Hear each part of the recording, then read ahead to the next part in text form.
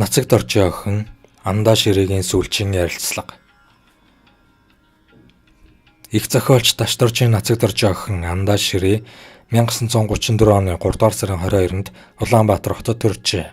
Түүний ээж Нина Чистякова нь Эрдэмтэн наманд орж гуйтай анх Санкт-Петербург хотноо танилцсан Монголд хамт ирж байж.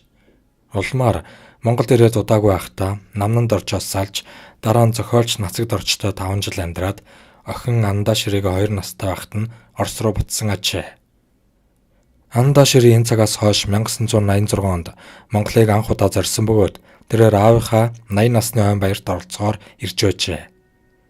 Тэр үедээ өөрийнхөө бичсэн гравитацийн сонгодог онолыг харьцангуйн тусгай онолоор дамжуулж батлах нэртэй эрдэм шинжилгээний өгүүлбэрийг Монгол улсад хэвлүүлэхийг зорьсон байна. Түүний энэ өгүүлбэрийг Монгол улсын соёлын гавьяа зүтгэлтэн Монголын уламжлалын академийн тэргүүн доктор профессор Дашням физикийн хүрээлэн танилцуулж эрдэм шинжилгээний хуралд илтгэл тавиулж байсан ба 1987 оны сүүлчээр хэвлэгдэн гарчээ. Түүнээс хойш 1992 онд Монголын иргэншил авахаар нутагтаа иргэн ирсэн бөгөөд Монгол улсын иргэн болж Улаанбаатарт 2 жил амьдраад учир битүүлгээр насан эцэслэж байжээ. Тухайн үеийн албан ёсны дүгнэлтээр Андаа Ширээг амиа югд гэсэн гэж үздэг аж. Харин тэрээр нас барахаасаа хэдхэн сарын өмнө буюу 1993 оны 9 дугаар сарын 23-ны өдөр нийтлэлч Буян Бадрахад ярилцлага өгсөн байна. Монголд амьдрахаар ирсний дараа өмнөх төсөөлтөд нь өөрчлөгдөв. Энэ удаагийнхаас өмнө нь бол би Монголд 4 удаа ирсэн. Монголд ирж үзээгүй аж Монголын тухай төсөөлнө гэдэг боломжгүй зүйл л дээ. Гэрэл зураг, киноны кадр бол ерөнхий байдлаас зөвхөн нэг их шингэл таслан харуулдаг. Орон зай, тэнгэр огторгой нь уулсаар хязгаарлагдаагүй алс хязгаар ноёлж байдагт Монголын байгалийн сүр хүч оршдог. Хөдөлгөөний дундаа дүр төрхөө өөрчлөн хувилах мөртлөө үзэсгэлэн төгс байдлаа үл алдах гайхалтай Монголын зураг үзэгчийг дуу алдахад хүргэнэ. Энэ л үед юу вэ Гүмлээвийн бичсэн агуу тал нутаг гэж энүү хэмээн өөрөө ирэхгүй бодогдно.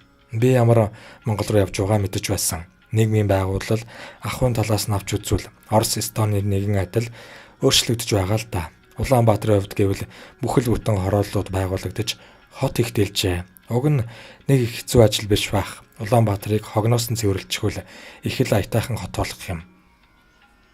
Эстонд байхад тань Монголын алдартай зохиолчийн охин гэж онцгойлон ханддаг байсан уу? Эстонд миний найзуудыг эстоцвол хэн ч намайг Монголын алдартай зохиолчийн охин гэж мэддэггүй байсан. Найзуудад маань энэ тийм сонирхолтой зүйл биш.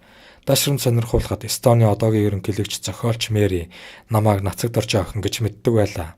Монголд ирээд Эстонд буцаж очсныхаа дараа над руу утсаар залгаж нэг юм дамжуулах гэж ирсэн шүү. Миний байдал дүүнд тийм ч хань хамаагүй хэрэг биш мэт санагдаж байсан. Энэ нь ч байх ёстой хэвийн зүйл гэж би үздэг.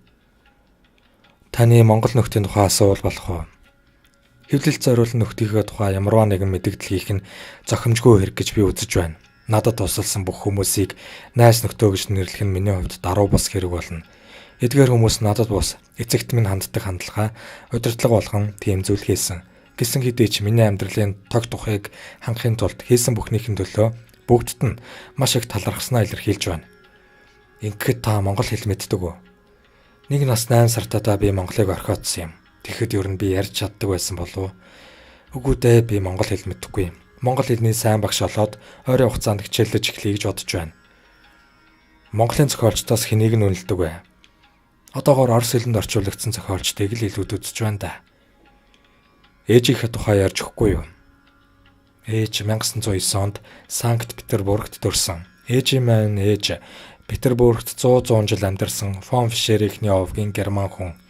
Харин эцэг нь орос хүн байж ээж 8 настайдаа бүрэн өнчирч хоцроод загалмайлсан ихтэрээ өссөн гэдэг. Их залуудаа нөхөрт гарч хар үнэ дагаж Монголд ирж 5 жил амьдарсан. Хожим нь Ленинградаа буцаж очоод одоо хүртэл амьдарч байна. Таныг ном бичиж байгаа гэж дууллаа. Ямар ном юм бол гэдэгт хариулж өгөхгүй юу? 1990 онд би хүн хагалгаанд орсон юм. Эмч нар намайг 5 жил л амьдрна гэцгээж байсан. Гэтэл хувь тавилан намайг академик Ленский болон түүний шавнар туслагчтай учруулсан юм. Хүмүүс тунд байгалийн шалгарал маягийн юм явагдаад Ленскийд зөвхөн онцгой чадамжтай улсал тусалж чадах байсан хэрэг. Чоналгүй өгөөмөр сэтгэл, итгэв санаачлага, үзэл санаандаа үнэнчсэн Ленский татагдах хувийн үнэлэмжгээд олон чадвар хэрэгтэй болсон. Олон туйлд Йог, Ленскийн тусламжаар нэгдэн цугласан нийгэмлэг маягийн хүмүүслээ. Миний хувьд шинэ үзэл санаа, шинэ найз нөхдийн ертөнцид нэгдэжүүлээ. Эдгээр он жилүүд шинэ мэдлэг тэмүүлсэн сонирхол дүүрэн цаг үе байлаа. Өвчнийхээ тухай бодон гашлан суухын оронд би итвэх санаачлах дүүрэн байсан хэрэг. Өмнө нь мэддгүй байсан өнцгөөс ертөнцийг таньсан мэдлэг маань өвчнөтэйгөө тэмцэхэд тус болж байсан. Таллинаас явхдаа би найзуудаа өөрсдийнхөө тухай би бичих ёстой юм байна гэж хэлсэн. Таллинд үлдсэн хүмүүст хайртай болохоор Ленский болон түүний үзэл санааг хайрладаг болохоор өнгөрч одсон тэр цаг мөчүүдэд бас хайртай болохоор төсөөлтөж болов эргэн тэр үеийг амтлахыг хүсдэг болохоор би бичих л ёстой. Амжуул бичих бах. Гэхдээ хэвлүүлэх гэж л биш. Зүгээр л. Монголд тэгээд цаашдаа юу хий гэж төлөвлөж байна да. Юм төлөвлөнө гэдэг над шиг өвчтөе хүнд тэнэг хэрэг. Сэтгэл зүрх минь юу хүснэ түүнийг л хийнэ.